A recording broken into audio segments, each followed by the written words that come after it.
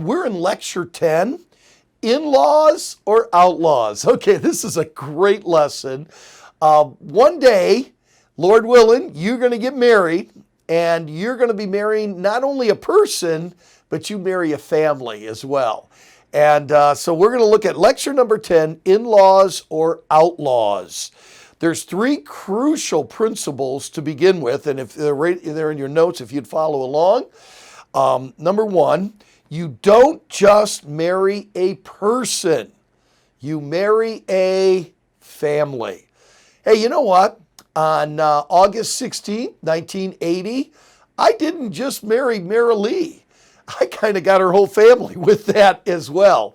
And that's a great thing. I praise the Lord for my in-laws.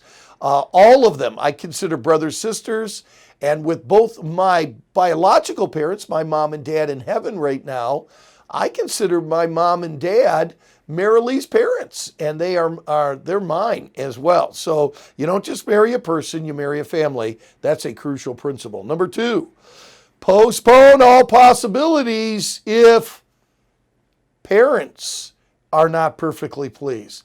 See, this is why this is such an important principle in your dating, is because you're going to marry this family. Boy, you don't want to come into that with already there's tension, there's all kinds of problems, they didn't put their blessing on it. I'm telling you, you don't just marry a person, you marry a family. So postpone all possibilities if parents on both sides are not perfectly pleased. And number three, you leave and cleave. You leave. We're going to be talking about that in this lesson today. But I'm telling you something, when you get married, you leave and cleave. And you say, well, Brother Shetler, isn't that opposing what you just said? Now, whoa, whoa, whoa. They still are your family now, or they have become your family. But there is no question in the area of authority. You have now leaved and cleaved, and two have become one, and you have started your own family now as well. I'll kind of show you how this all works together. 8 decisions that have to be made about your in-laws. Number 1, decide to accept them for who they are. I don't think your job is to change your in-laws.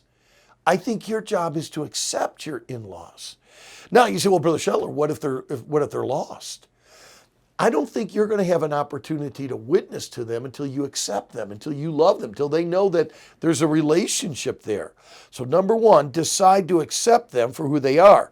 Don't try to change them. Enjoy them. Adapt to them. Be interested in what they are interested in. And I think that's find some common ground, and also maybe it isn't common ground. Maybe it's new ground for you. Get involved and get interested in what your in-laws are interested in. Maybe their sports teams or whatever.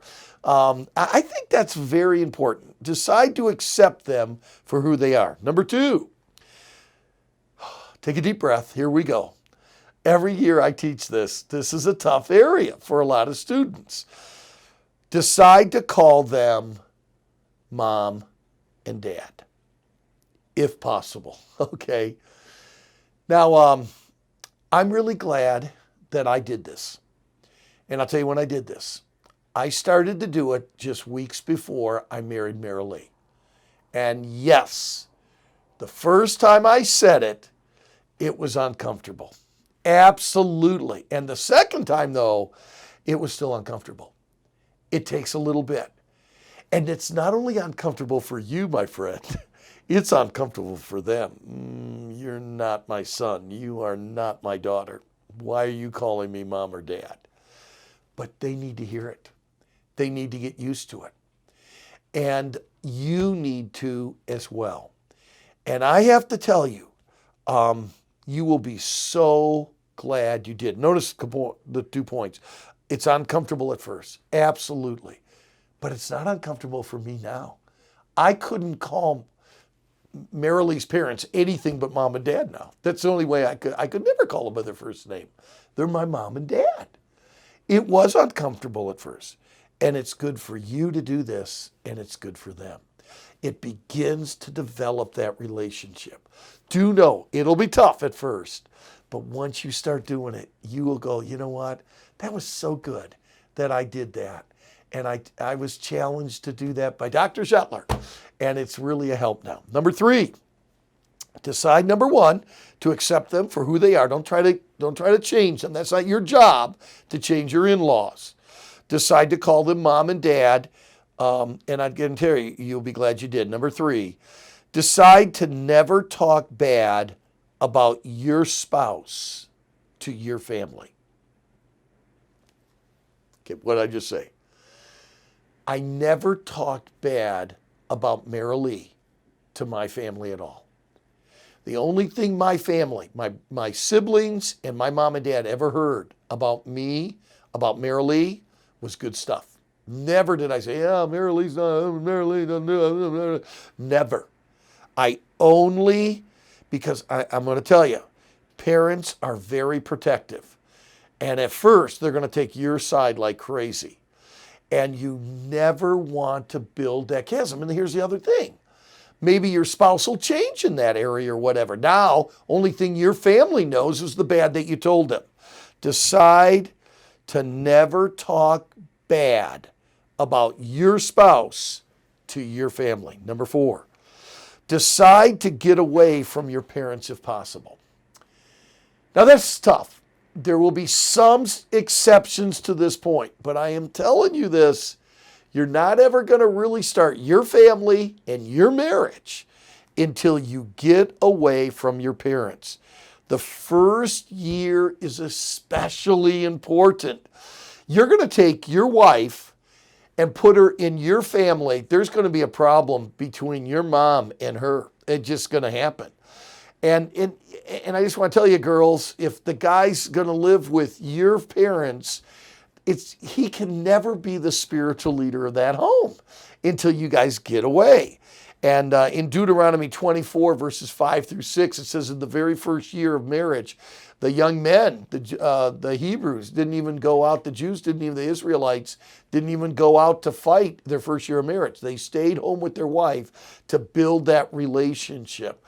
And I just really want to tell you, decide to get away from your parents if possible. Number 5, decide to honor them by asking for advice. Now, I want to share this with you. At that wedding ceremony, girl walks down the aisle, and dad says, where the pastor says, who giveth this woman to be married to this man? And dad says, trembling, her mother and I. Let me tell you what just happened. They are relinquishing the authority that they have over that child. And the presence of the groom's parents are actually saying the same thing and being at that wedding ceremony. That's the blessing. We believe this is God's will. At that wedding ceremony, when that covenant is made, their authority ends at that point. I truly believe that you are not under your parents' authority after the wedding day. I truly believe that. When that covenant, a new family has been created. However, the Bible says, children, honor your mother and your father. Honor your parents. Does that ever stop? It does not ever stop to honor your parents or your spouse's parents. I think there's a way to honor them, and one of them, my advice. Listen, a couple points. Ask something about their strong areas.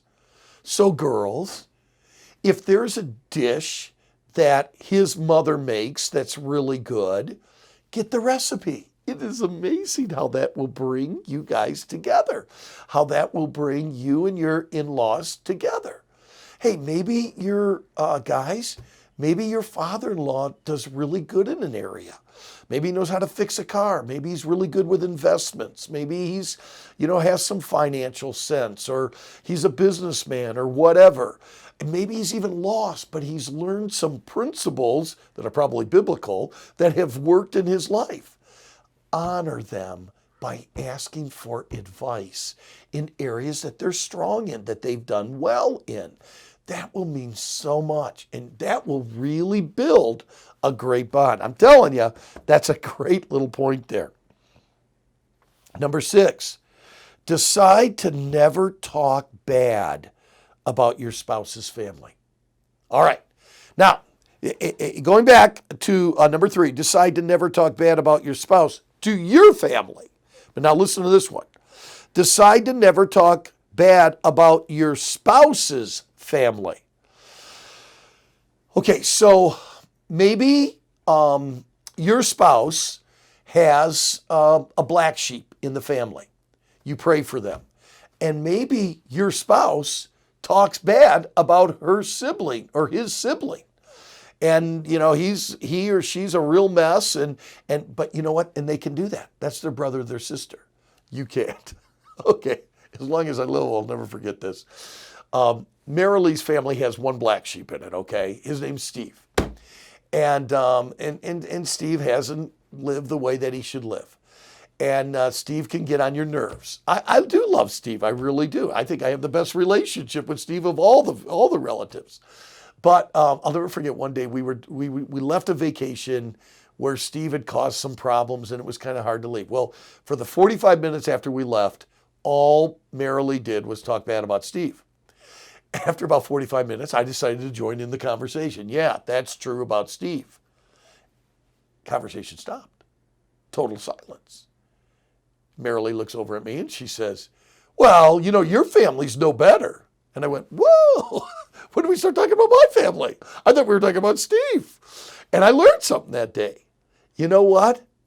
You can say whatever you want about your family, but don't let your spouse say something about your family. You know what? There is a bond there. And I just want to encourage you, decide never to talk bad about your spouse's family. Causes your spouse to be defensive. And it will. They can talk bad about their family, but you cannot.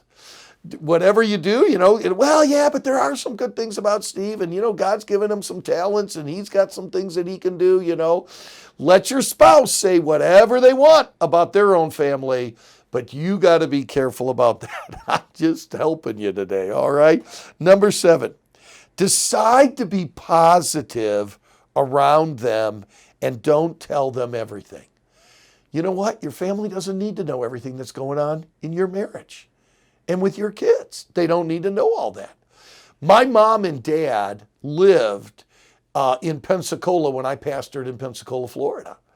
And we had things going on with our kids and, Marilee and I had our times and our moments. I never said anything to my mom and dad about my kids. There were things going on in our family financially. They don't need to know any of that stuff or whatever.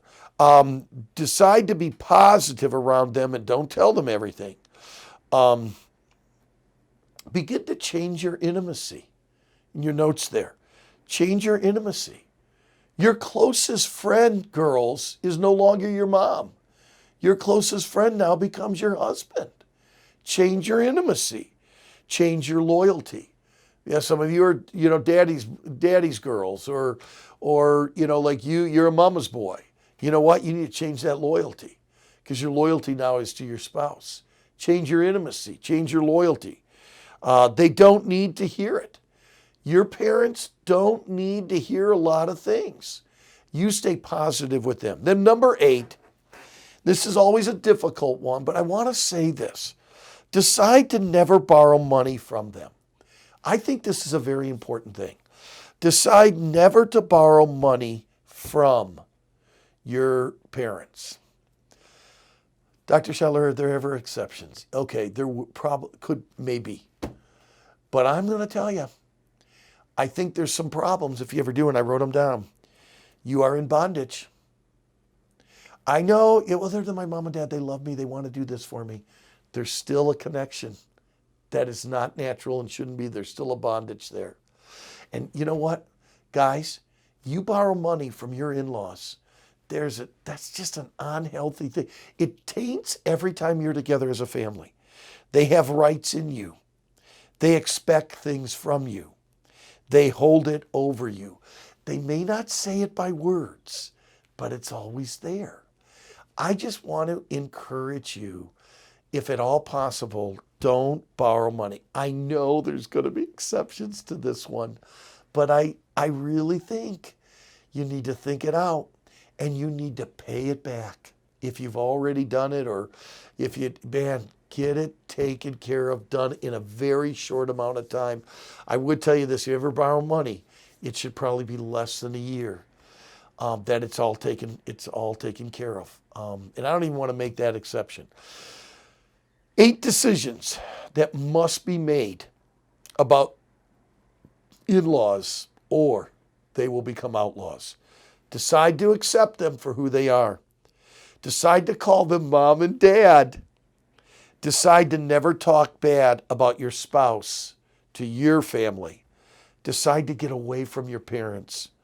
Decide to honor them by asking for advice.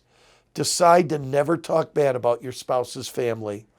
Decide to be positive around them and don't tell them everything. Decide to never borrow money from them. And I tell you, if you do these 8 things, they will never become outlaws. They'll become family.